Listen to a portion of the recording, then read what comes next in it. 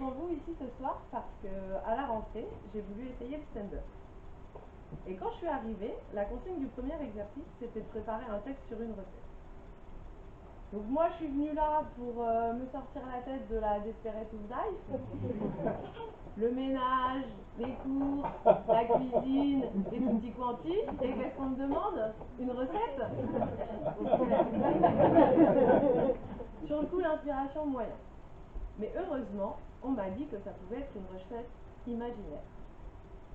Alors bon, comme je traversais une période toute pourrie dans ma vie, à base de dépression postpartum, baby clash et inévitablement zone de turbulence conjugale, j'ai eu envie de réfléchir à l'entente homme-femme. C'est vrai, on s'acharne un petit peu avec ce modèle de couple dans nos sociétés, j'ai l'impression. Être en couple, c'est vu un peu comme une réussite. Mais c'est pas se couler un peu aussi des fois, franchement? Non mais c'est vrai, le ronflement c'en est un parfait exemple. On n'est pas mieux quand on a toute la place dans le poteau? Et le silence? Eh ben si, hein.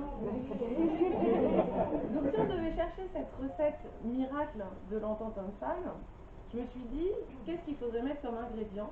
Mais peut-être avant ça, qu'est-ce qu'il faut éviter? C'est vrai, ça fait des années qu'on nous parle de l'égalité homme-femme. Ah bah ça, des concepts, il y en a un. Vous avez entendu? Aujourd'hui, on nous parle même de guerre des sexes. Guerre des sexes. C'est pas un peu flippant? Non, puis qu'est-ce que ça veut dire? Un jour, on va sortir, et puis quoi? Une ruée de bif va s'abattre.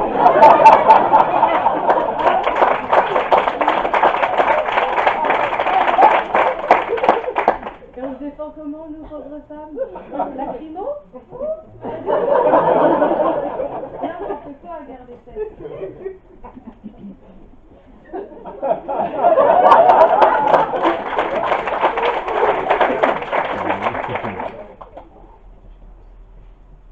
Donc bon, qu'est-ce qu'il faudrait mettre dans cette recette? L'égalité, moi je vais vous dire, j'y crois pas. Et je vais vous dire pourquoi. Déjà, je veux dire, c'est physique. Je veux dire par là que nous naissons différents physiologiquement parlant. Ah bah si, hein, les excroissances qui nous caractérisent ne sont pas du tout les mêmes. Et elles ne génèrent pas les mêmes traumatismes. Messieurs, il va falloir qu'on en parle. Il va falloir qu'on en parle de votre problème de peur de chute du membre. Ouais, ça vous suit depuis le plus jeune âge. J'ai un petit garçon. Bah, je crois que depuis qu'il sait se servir de ses bras, à peine tu décroches la couche, pop. Puis ça s'en va, ça revient. À cet âge-là, il y a la découverte du corps et tout ça, je veux bien. Mais à quel âge s'arrête cette? Parce que monsieur, vous le faites aussi, hein. Bon, après, il y a différents styles plus ou moins classe. Il y a l'élégance, si relative soit-elle. Oui, donc Gilbert.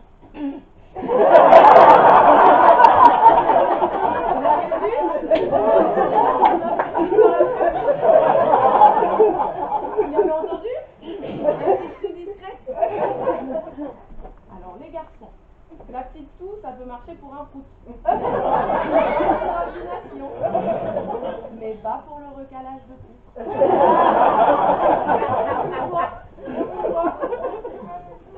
Bon, ça c'était le mec élégant, hein. C'est quand même de la joie discrète.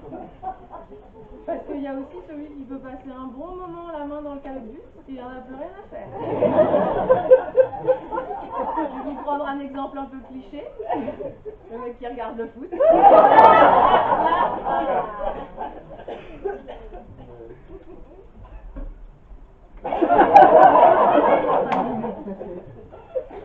Alors au début il est là, détente dans le canapé, il boit sa petite mousse. Dans un effort extraordinaire, il parvient à la position intermédiaire. Puis il se regarde. Puis je sais pas, la mousse devait être fraîche parce qu'au bout de quelques minutes, la main va chercher la chaleur.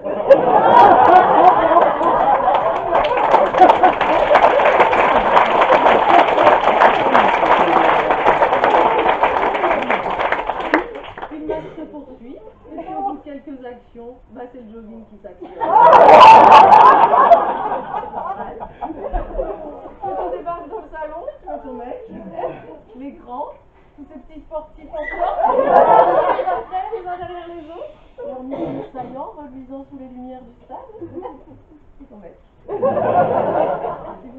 viril? Pas sûr. Moi, je vous taquine un peu. Mais je vais vous défendre. Je vais vous défendre pour 2 raisons. Déjà parce que j'ai tapé maladie du pénis dans Google pour voir si vos craintes étaient légitimes. Il y en a qui ont déjà fait cette recherche? Non, je me doute, hein, je me doute. Mais si c'est pas pour documenter un sketch, c'est sans doute une suspicion d'IST. Hein.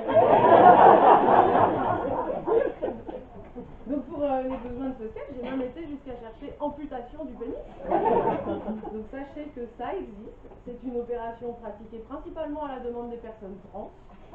En cas de maladie, c'est extrêmement rare. Donc ne vous inquiétez pas, la maladie de la feuille morte ne touche que les végétaux. Elle ne va pas tomber toute seule.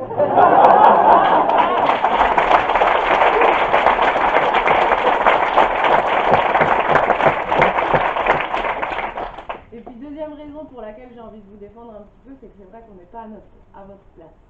On ne sait pas ce que c'est que ce traumatisme depuis le plus jeune âge d'avoir peur de perdre ce petit bout qui dépasse.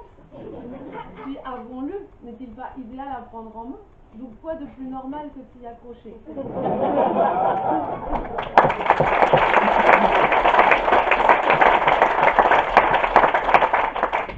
Nous les filles, nos galères, ce serait plutôt au niveau de nos excroissances mammaires, la poitrine. Enfin, pour celles qui ont eu la chance que ça pousse. Hein.